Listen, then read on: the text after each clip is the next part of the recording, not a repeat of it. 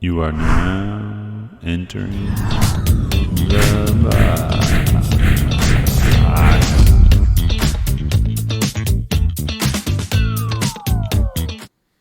All right, welcome back inside the box here with Desiree Logsdon today, Senior Vice President with Bunn. Pease at Bunn Gourmet. Good morning. Yes. Well, thanks for joining us today. Happy to be here. So I got to tell you this. I think I mentioned this to you before. Desiree and I kind of know each other, but Pease holds like a little bit of a special place in my heart. So when we moved back to Springfield, my father had lost his job in Texas. I was actually born in Texas. My father lost his job. We moved back here. And we lived, my whole family, 5 of us, lived with my aunt's family. Wow. They had, 5 or 6, all in one house, and we lived there for a while. And then when my parents saved up enough money to rent a house, we rented a house right across the street from the original Peases. Nice. So it was a perfect location. I was a little kid, so for me it was amazing getting to go over there and get candy and all that stuff. And yeah, it was really cool. And then we had family video right there also. So I had video games and candy, man. I was in heaven Perfect right there. childhood. I love that. I can't tell you, I don't go probably a day where somebody doesn't share an original Peases story with me about penny candy, going there after school, great memories, or remembering the Easter eggs at Easter time. Everybody's got a little tie to Springfield Peases, and that's really special. Do you know how long Peases was around? They celebrated 100 years, about, I think, 2 years ago. Wow. Yeah. The mayor actually declared National Candy Day in Springfield and made a big deal of it. So, yeah. And the Bunns acquired them in 2014. 2014, so, okay. So it's been a little while been now. 10 years, yeah. Wow. Time flies. What was the motivation, do you know, behind Bunn acquiring Peases? Yeah, great question. So the Bunn families all grew up just like the stories we just told. All the kids went to those Peases candy stores and loved them. And, you know, Hi Bunn, my CEO, decided that it would be a great partnership to blend with Peases and kind of refresh the brand. It was kind of getting tired. The buildings were getting tired, and he wanted to just kind of bring the brand back. Also wanted to bring the jobs back to Springfield. Some people might not know that those jobs had gone down to St. Louis. We'd partnered with a company called Chocolate. Good name for a chocolate company. Chocolate. And partner with them to make our candies with our recipes. But then those jobs left Springfield. And so when we acquired the company, we wanted to bring that production back. And when we built the Peases at Bunn Gourmet in the Gables, we actually put in the chocolate theater so people could see we are making a lot of our own candies and that we brought those jobs back to Springfield and the spirit behind that brand. Yeah, it's kind of amazing that you guys make your own stuff there. Like, you know, you got some... We got a mold here for the Abe Lincoln chocolate penny, which is really cool. Yeah. So Put that up there, Andrew. You just pour liquid chocolate in there. So what happens is we have what's called tempering machines. Chocolate has to be at the exact right temperature when you're going to put it in a mold or put it on something so that it crystallizes correctly and you get that snap and the shine that we all like in chocolate. So those machines are from Italy, and we have 2 of them in the plant. And that chocolate is tempered, and then it goes in that mold, and then you have a magic Abe Lincoln penny, and you can have him big or small. One of our star items. A lot of people like to give these to VIP guests when they're visiting. But anyway, so that's what we do over there at the Gables. Now, to be clear, we don't make all of our chocolates. We don't have the capacity to do large batch caramel, or we can't make creams. Probably a lot of different machinery goes. Yes, it is. Yeah, so we can't make those two. So we still partner with the same company down on the hill to make those products, and so that's how all the magic happens. That's awesome, and it's really neat that they did that they wanted to bring the jobs back to Springfield, and you guys had that foresight there with that. And but Bunn has history here, as you have some of the stuff in the chocolate. Was it chocolate only or candy also? Or no, I cleaned out my prize closet this morning to bring some great things. So this particular box in this frame is from the original Bunn chocolate factory that was downtown Springfield. It started in 1920. Unfortunately, during the Great Depression, you couldn't get sugar. So right at the beginning of the Depression, they had to close the plant. But it operated about 10 years. And again, as a nod to nostalgia, that's what the Bunn family likes to do. They have such great history here in Springfield, starting in 1840. When we So is this the box that people would get if they bought chocolate? yeah, it's framed, but it's Jeez. inside there. You can see. Oh, okay, I Yeah, see. I was yeah, gonna it's say, framed. that's We a keep that fancy in the box. store. Yeah, it was kind of a cardboard box, and it's not. I don't think many marketers would actually love that logo design. And what would But you back suggest then, redoing well, back it, then Andrew? I feel like it's very fitting for the. Here, let me see it real quick. Hold this up for the camera to see. Check that out. That's pretty cool. So we found another box that we recreated, and we now sell this, and it was called Happy Land Chocolates. And so that is a box that we now have available in our store as a nod back to just the original Bunn Chocolate Factory. So tried to keep a little of that history alive. Yeah. So was Pease's? Was that the only location over there by Baskin Robbins? And did they No, have so that was the multiple? original one. But through the years that the Flesher family had that business, they had one out in Veterans Parkway. They had one in Okay, Lake I Town. remember that now that They you had say one that. on the north end. I don't remember the Lake Town one, but So they had, I would say, 6 or 7 different locations throughout the tenure of them running that business. okay. And when we purchased the brand, it was still one out at Veterans Parkway, and we decided to do 2 things. Let's remodel the one on State and Laurel because that's the flagship store and that's the one everybody has the memories about. I need to go back there. I haven't been back to that forever. It's there. And now that this one's close to me, it's much easier to go Well, to. and breaking news, just this week we added Dipping Dots at State and Laurel because nice. we're surrounded by My schools. kids freaking love Dipping Dots. And it's a cult brand. People love it. So we figured out how to get those. So as of this week, you can now get Dipping There Dots you at go. State and Laurel. That's So, awesome. But the other thing we said is let's open a new location that can allow us to do more things in Springfield. So we know we had a great candy brand that had chocolate and popcorn and nuts. But what else could we create under one roof that would make a gourmet destination? So that started the whole conversation on a new business model and what it would look like. So when we opened the Gables, we said, well, certainly we need to be a coffee house because Bunn is the largest manufacturer of coffee Yeah. brewers in the world. No-brainer That makes there. sense. Well, let's put Where in are you that. getting the machines from? And if we're serving that kind of beverage, why not get a liquor license? Because people enjoy great wine with chocolate or make nice cocktails or frozen wine. Our machines can make frozen wine, so yeah, let's those do are that. good. And so, if we've got all that, why not get a pastry chef? So we searched high and low for pastry chefs in Springfield, which are hard to find. And so we started our own pastry program. And then we thought, we've got all those other goodies. Why not make our own ice cream? So we flew up to Michigan and discovered a company up there called Moomers, which is well known in the Michigan market. And we started churning our own ice cream. They taught us how to do it. Yeah. So nice. we just kept, and then we thought, well, people need more than just sweets. Let's open a savory kitchen.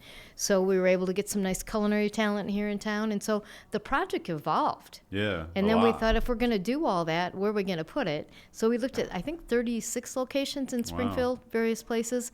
We fell in love with the Gables for a great couple of spot over reasons. there. It is, and it fit our demographic with people that like to shop and explore and find interesting and different things. Mm-hmm. And we also like just the configurations of the building. You know, the higher ceilings, Yeah, the chance to really It is create. awesome. I love.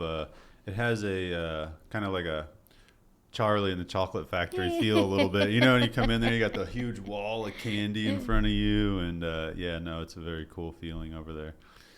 You guys have done a great job with Oh, that thank place. you. Thank you. Food's great, drinks are great, coffee obviously is great.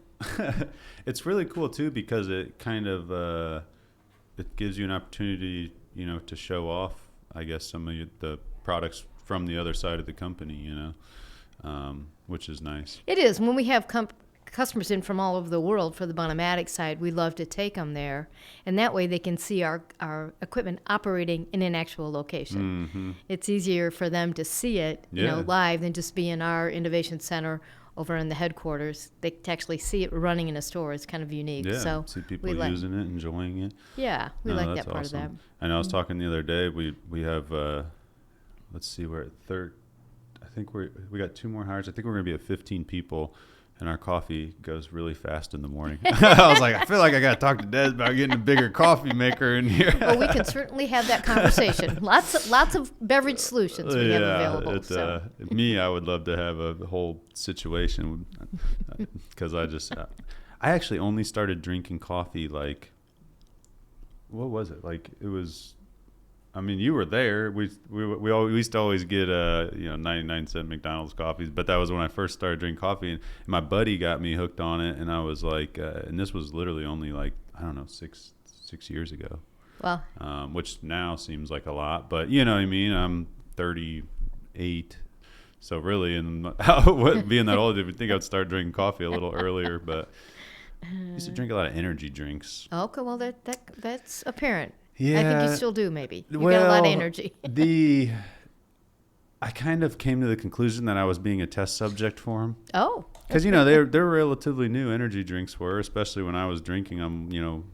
One a day or two a day, and then I was just like, nobody really knows where this goes. And then when I started drinking coffee, I was like, I'm going to stick to something that's been tried and true for hundreds of years. well, there's been a little bit of scandal in the beverage industry about adding the caffeine to the lemonades, like the really high caffeinated lemonades, Oh, really? and people don't realize it, and they can drink too much of that, and their hearts start racing, and I don't know what's there's going been on. yeah. All I So drink was lemonade. there's talk now of having to do more consumer education Yeah. and actually what's in those beverages. So That's you're interesting. kind of spot on thinking that through. I remember there was I never really drank it, but there was an alcoholic drink called Four Locos a long time ago, and I think didn't they have to stop serving them or stop putting caffeine in them. They used to be jacked with alcohol and caffeine, so Wow. it was just like a bad mixture. Are you up for or are you everybody. down? I don't know. I don't know what's happening. But yeah, no, I could definitely see that, and it's such a God. I feel it's just crazy the like caffeine energy industry how it's Yes. grown over the last 10 or so years. It's pretty bizarre. It really is. So many different options out there, Yeah. particularly in ready to drink. I mean, Yeah. you can buy any mood in a can. Yeah. Calm you down and What do amp we you want? up. Yeah, exactly. So over at Pease, though, you guys offer, like you were talking about, you offer a lot more than just candy and chocolate, and you Yeah. brought a couple things here. What are some of these sure things? did. So again, as you know, the store has been open 9 years. We've had the Peases brand for 10 years, and we learn as we go along that we are kind of a gourmet destination. So you always ask yourself on a regular basis, what else would people want to buy if they came in that store to keep it interesting and keep it relevant? And so one of the things we offer at the store is a line of Quarter B meats. And Quarter B is the name of the Bunn farm out by Pleasant Plains. And on that farm, we raise 100% Black Angus beef. So Black Angus mom, Black Angus dad. A lot of Black Angus meat on the market is only like 50% Yeah. Black Angus. So with this fine meat line, we thought, well, what else could we offer? So we go to specialty food shows, and we look for small mom and pop operations that are willing to private label for us. So one would be this example of a sweet and sour bourbon marinade. It's delicious, great on steaks, great on beef tips, that kind of thing. We Sounds have a good. whole line of marinades and steak sauces and even jellies and jams and mustards. And again, all from different small companies around the country that are willing to private label for us. And then you start getting a few things, and you're like, what else? What How else are far we can at we here? stretch this We got brand? some more shelf space. We just brought in a new line of dip mixes, and what I like about these is you can make a cheese ball out of it, or you can make a dip. This one is a Parmesan ranch, and so dip or cheese ball, and it goes both ways. So one thing in your pantry, and you can make two different items. So great Yeah. for drop-in company. So we have all kinds of little interesting, just gourmet items like that we think people might just pick up when they're in there Yeah. having a glass of wine or buying a chocolate bar or whatever it might For be. sure. And then the So- business side of me obviously is thinking like, I bet the shelf life on these things is great. Well, Both yeah, of these. yes, exactly. Good to think about. Yes, non-perishable is always a good stuff word you can in the add food where you don't service. got to be tossing it or losing money on stuff that for some reason it's been sitting there a little bit. Says the man that's in the bakery business, right?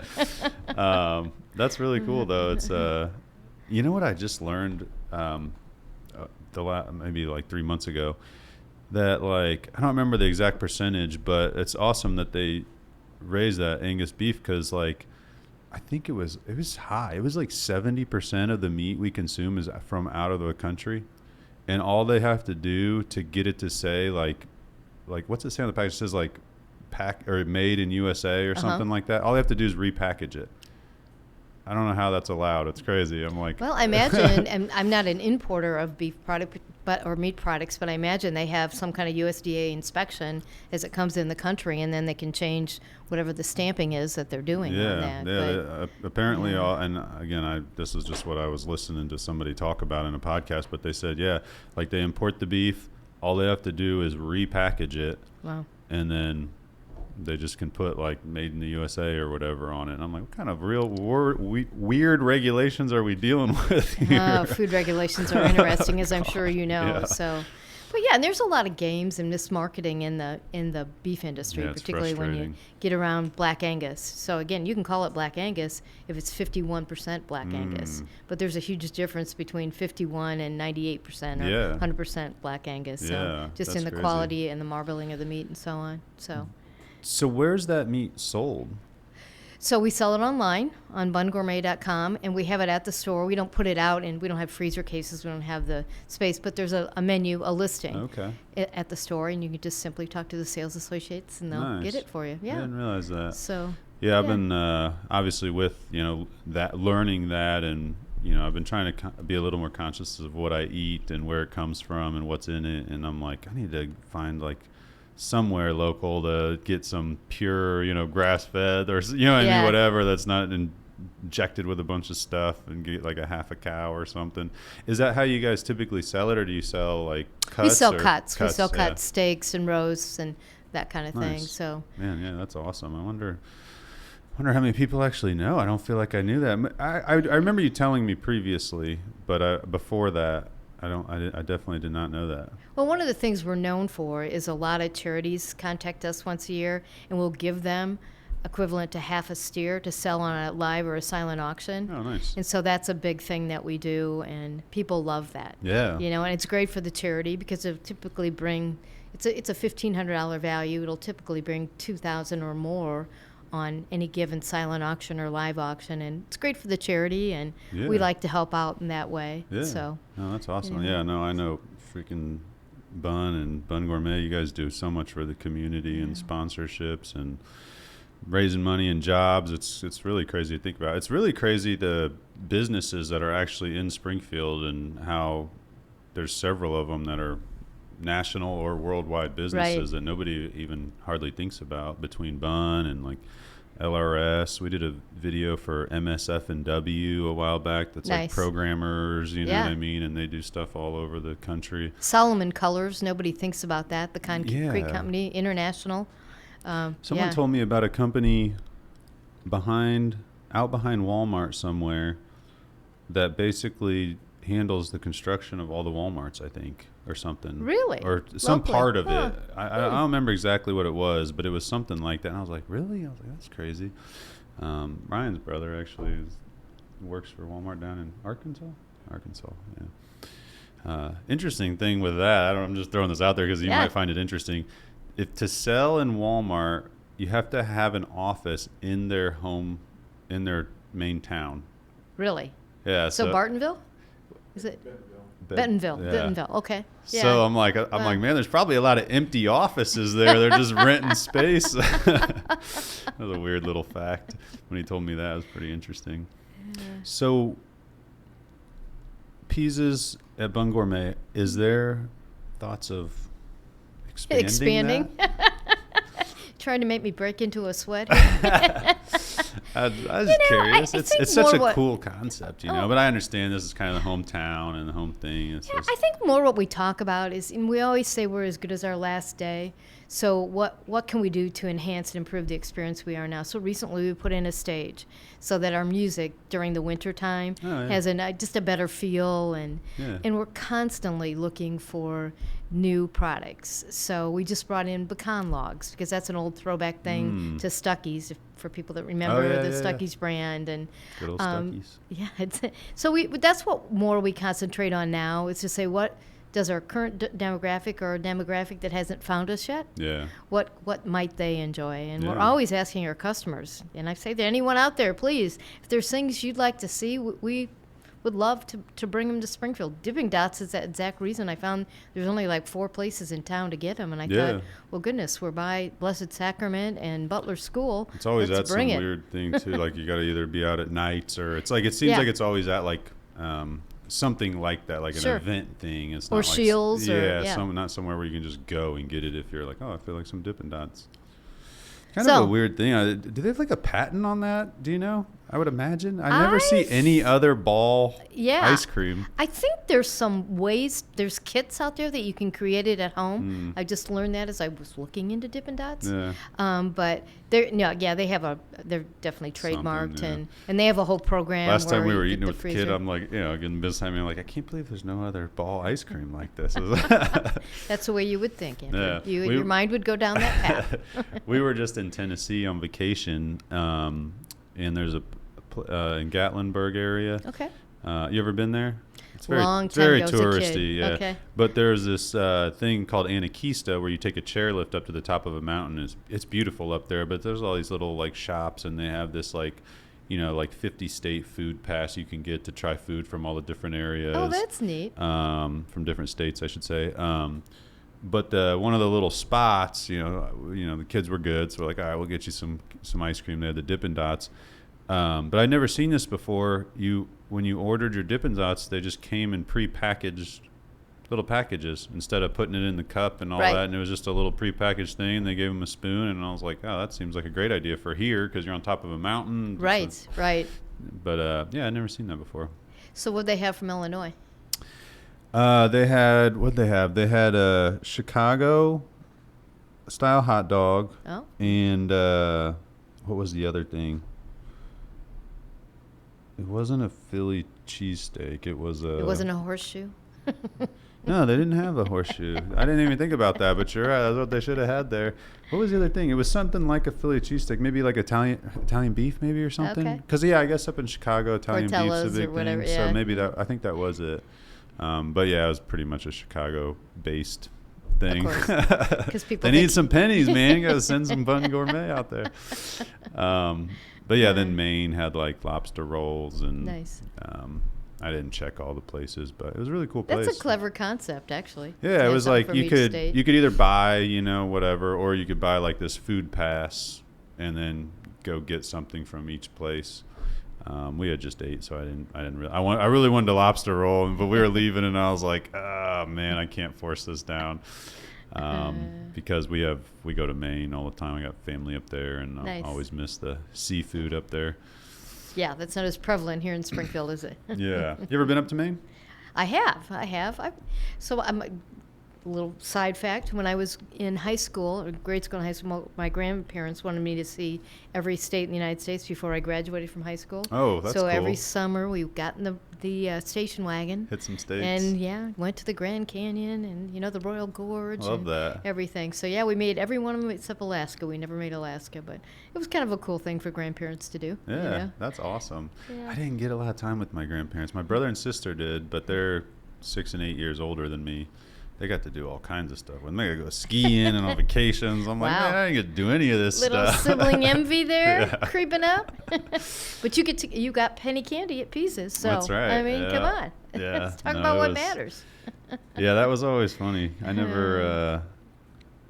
I don't feel like there's a lot of places that's like that anymore, where you can kind of go pick out your candies. I know Shields has like a little candy thing that's kind of like that now, but I don't feel like I see that as much. And maybe I never saw it as much then either. It was just Pease's was right there, so it sticks in my head. But I always thought that was so cool. It's fun. I try and spend almost every afternoon at the store, and I like to watch our consumers and just see what they engage with. And every day, kiddos coming in with either the grandparents or the parents, and they were good at school, or they celebrating a good grade, and they get to do the penny candy wall and fill up their bag. And it's neat that tradition's still there. And when we started this whole thing, we wanted to really look at local partnerships. That was really important to High Bunn. And so I love that name. Short for Heydrich. But anyway, that's why we have still a lot of local partnerships. So, for example, we partner with local coffee roasters and offer their bagged coffee in the store. okay. We still partner with Incredibly Delicious. They make our quiche every day. Nice. And that gives them a chance to have a West Side location for where people can get their number one selling item, that quiche that's so delicious. And still, that's one of our number one selling items, even though we don't make it ourselves. But we love those local partnerships where we can offer, things that small food entrepreneurs are trying to market and make successful. So help support the community overall. What would you say is kind of the most surprising thing that people find there? You know what I mean? I'm sure people have said, "Oh, I had no idea." You guys, I had no idea we you guys hear had that this." phrase a lot. I think it's the variety of things and how far the brand stretches. And you guys, as a marketer, there's like, how far can we stretch that brand? If they like our chocolate, will they like our marinade? You never quite know. But I think the variety of things that are available in there surprises people. And the thing that surprises me is our demographic. Because there again, whenever you get ready to do a radio promotion or whatever it is you're doing, the first question they'll ask you is, what's your demographic? Right. And my answer is, yes, Everybody. it's everyone. It's just... Everybody, coffee, food, candy, what do we want to do here? When we opened, I thought we would be kind of a middle-aged female demographic and the kiddos. But it turns out that the moms maybe want to bring the kiddos in and have a glass of wine. And then couples that are retired come in and day drink. We get a lot of men that come. We have a couple of men that have a book club there. Cool. It's just, we have a group of ladies that come in every day and sit at a table for 6 and just talk. I wonder what else they have to talk about. But, I love it that people feel it's their own space, that they can come and work. We certainly have the people that don't have offices and bring their laptop and make it their office. So that has continued to surprise me, that just the vast majority of people that like and use the space. Yeah. So. Well, it's a unique space too, because it has so many different, how do I put it, like feelings to it. Like, when you first come in, it's, I picture, even me as an adult, but as a kid, like, candy wall. And you know what I mean? It feels, like I said, kind of Charlie and the Chocolate Factory-ish. But then you move over here to where you can order food and stuff, and it's more like, it feels kind of more coffee houses, and you got the fireplace, and you know what I mean? It's kind of decorated like that. And it has like a fit for a wide demographic, which is interesting. It's hard to do that and pull it off and make it work, which you guys have done a great job of over there for sure. Well, again, we always say we're as good as our last day. What are we going to do tomorrow? So that's what keeps us going. Yeah. That is what keeps us going. So how is it pretty hard with all, and this is just the business side of me thinking about it, with all the different products you offer?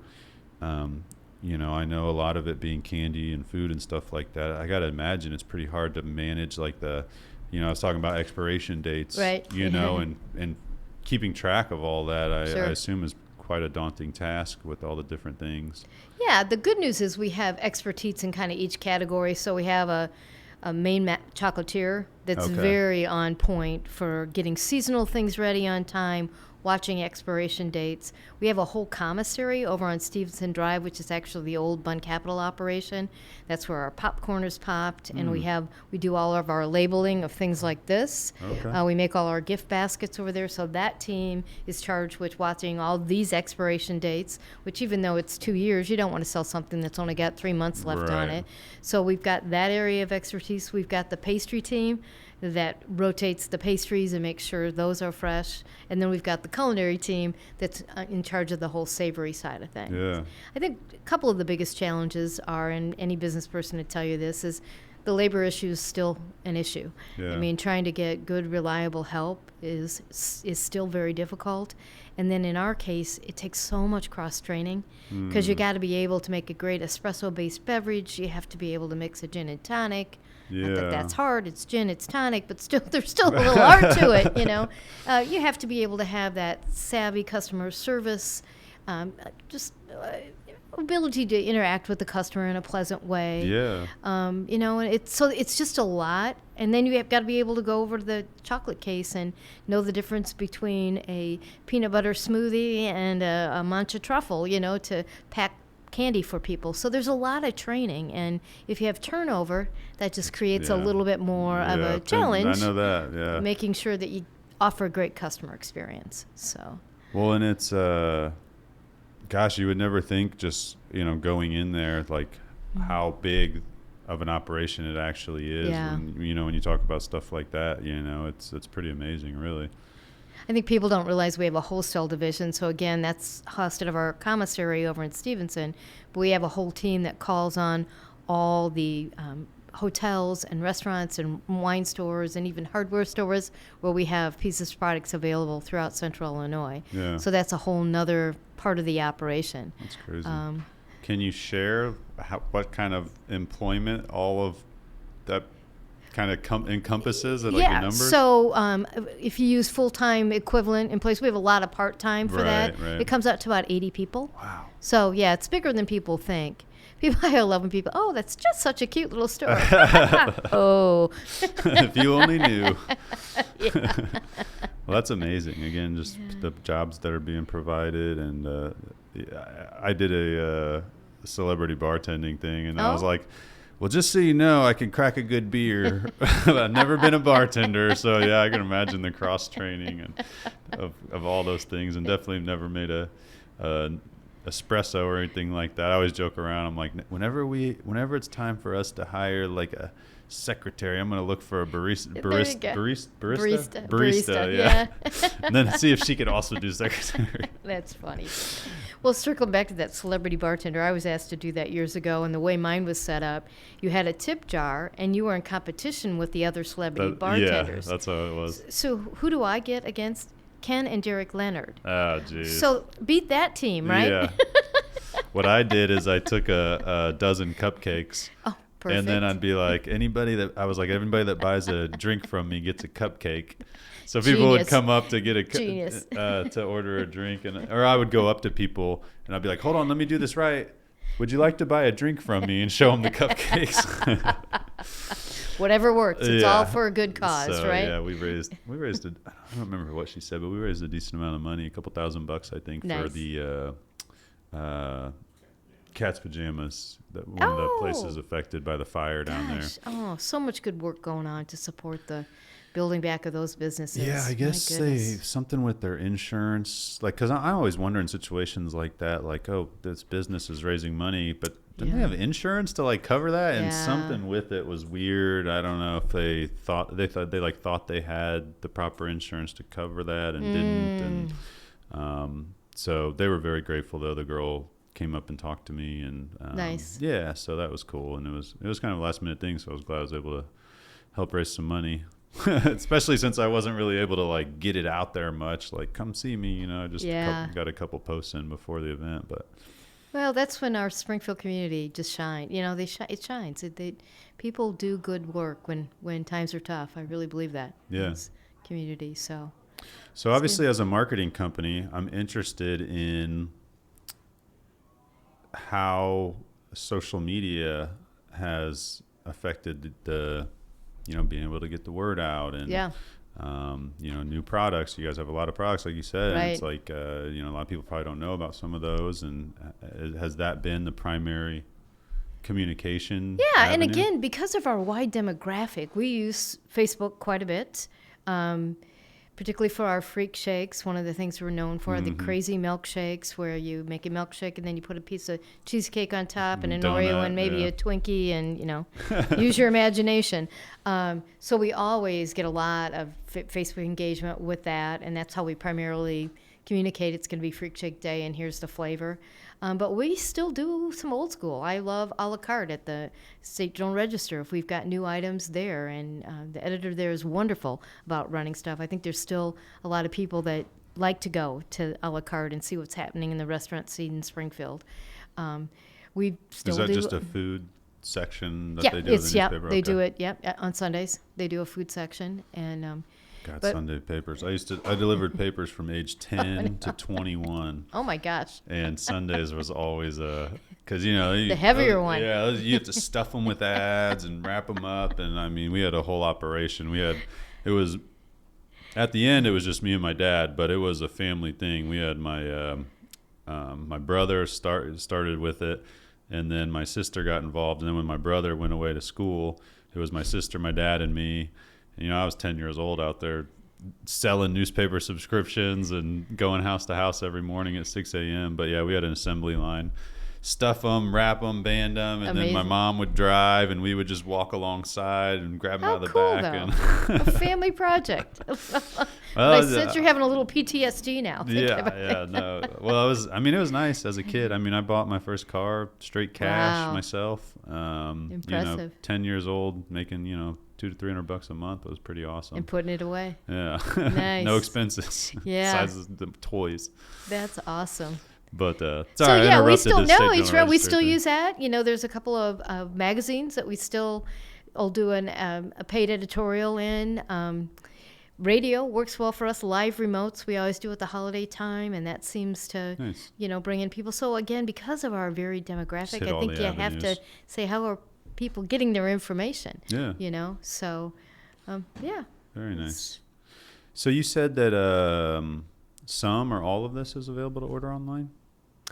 Pretty much everything is, depending on how current our website is. When we get a new thing in, it takes a while to get things on. But BunnGourmet.com has all of you can order the meats on there, the chocolates, the condiments. So that's awesome. Nuts, popcorn. Very nice. And what's this little guy? What's this little here? guy? Okay, this is what we call our Pease sampler. Ooh.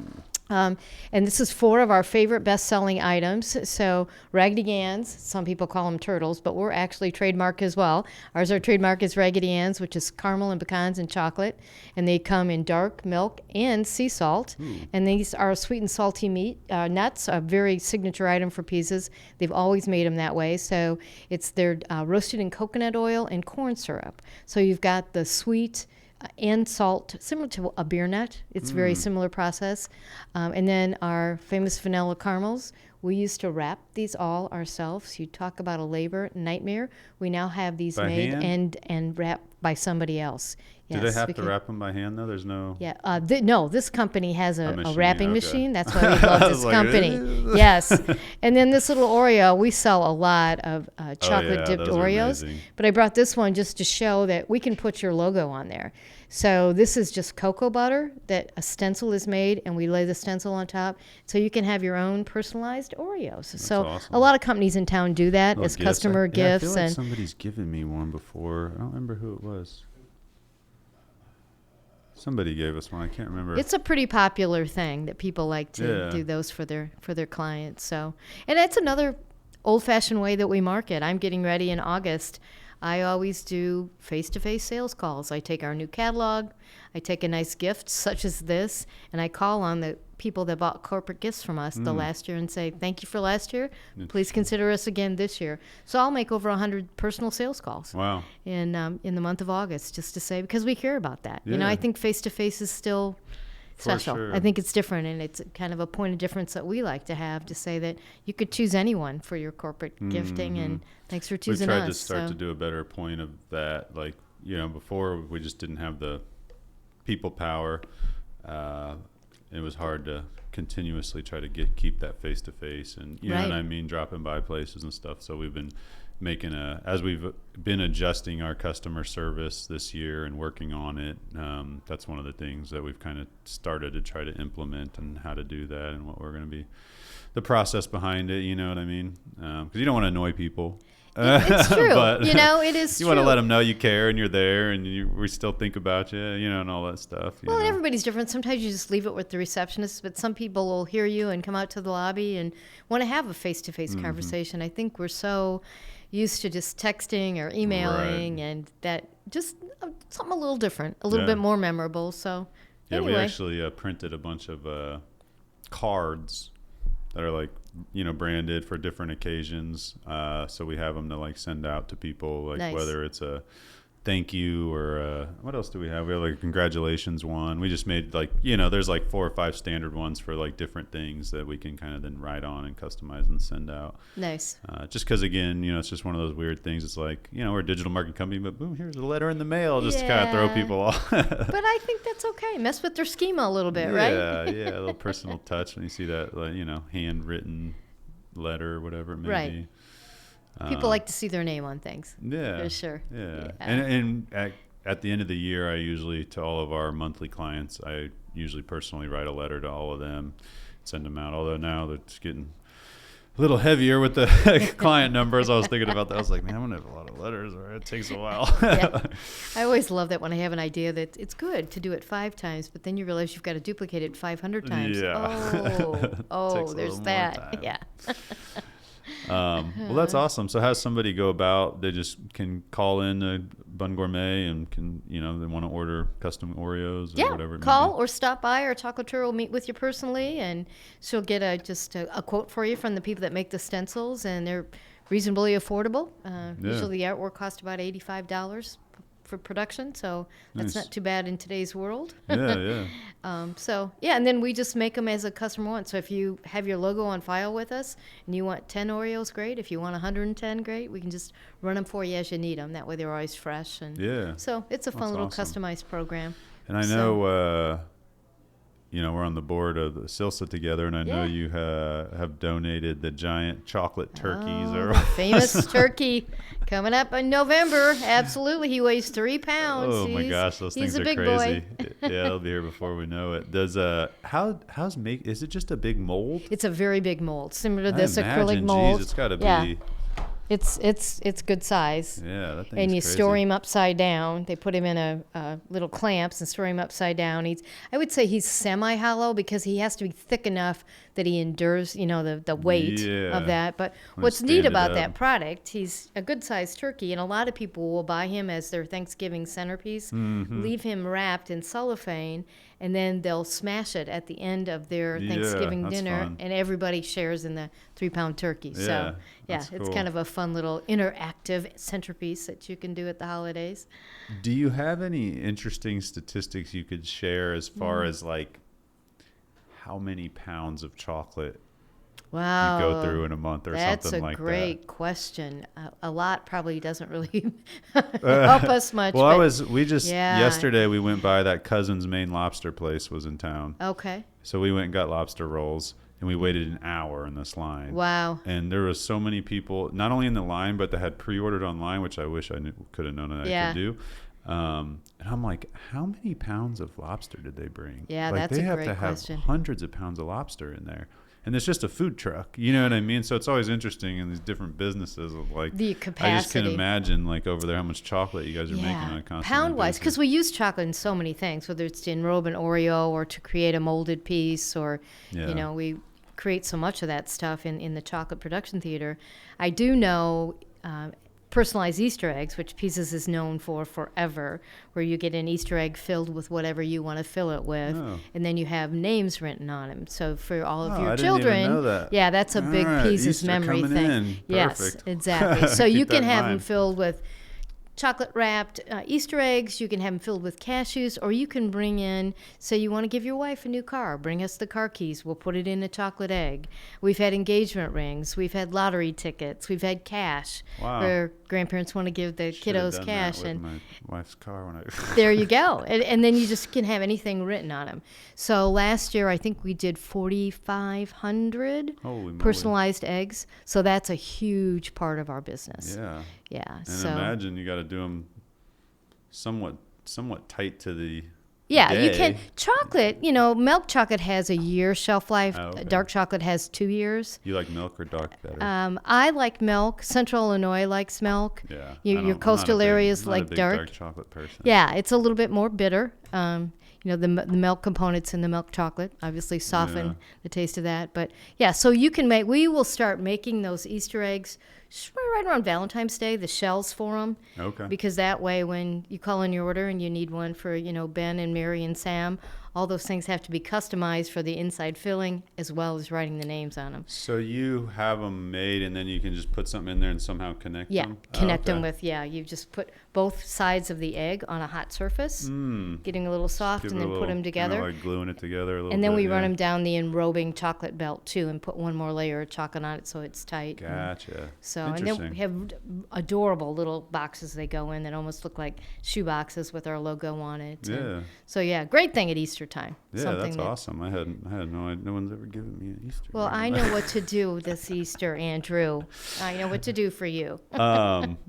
So we had our Silsa party right before I left for vacation, and you had a freaking wonderful dessert charcuterie board there, I guess you'd call it. Isn't that Was fun? all of that from Yeah, Pieces that was all Bunn from Gourmet? Pieces, yeah. Man, that was delicious. Yeah, so it just was so kinda people fun. know, it was like basically skewers of chocolates and brownies.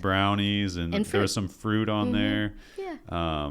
Yeah, that was really good. I was telling my wife about that on the drive back. I'm like, man, I had like 3 of those things. We called it a party on a stick. Yeah. You can put anything on a kebab. Was that just an idea that you had, or you guys done anything like just that an before? idea. No, Yeah. just, those sleepless nights. Those Yeah. when the best ideas come to you, right? Yeah, that's true.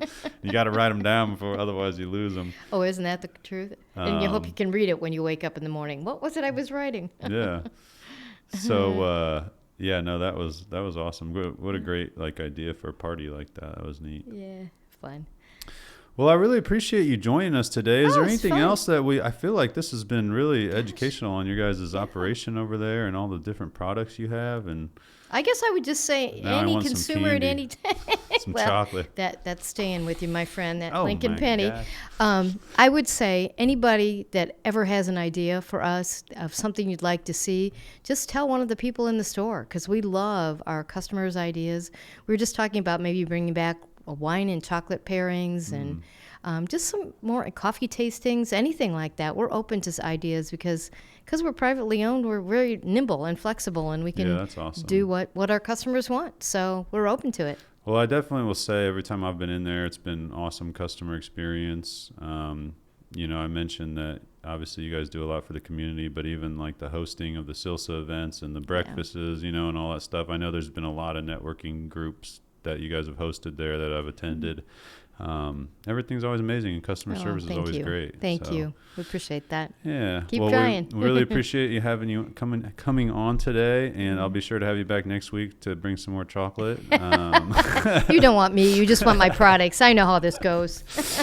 Well, everybody, if you have not been there, I can't imagine you have not been, but definitely go. It's really cool there. Like I said, like she mentioned, whether you're 80 or you got 2 kids, and it's like the demographic, it's amazing for anybody. And I've actually never brought my kids there, so I got to bring them there. Wow, yeah, bring them in. Yeah, I've been there a couple times. My wife and I have gone on, stopped there during dates or whatever it may be, which we don't get to do many of these days. But yeah, definitely got to bring the kids by. I'll do that before they start school, which is pretty quick. Yeah, I was gonna say it's coming right up, right? Yeah. Yeah. Good. All right, awesome. And the website where people can order stuff if Bunn you're Gourmet not in this. BunnGourmet.com. BunnGourmet.com. Perfect. And definitely, if you're visiting Springfield, stop by there. It's a great spot here in Springfield. Thanks for coming on today. Thanks. Terrific.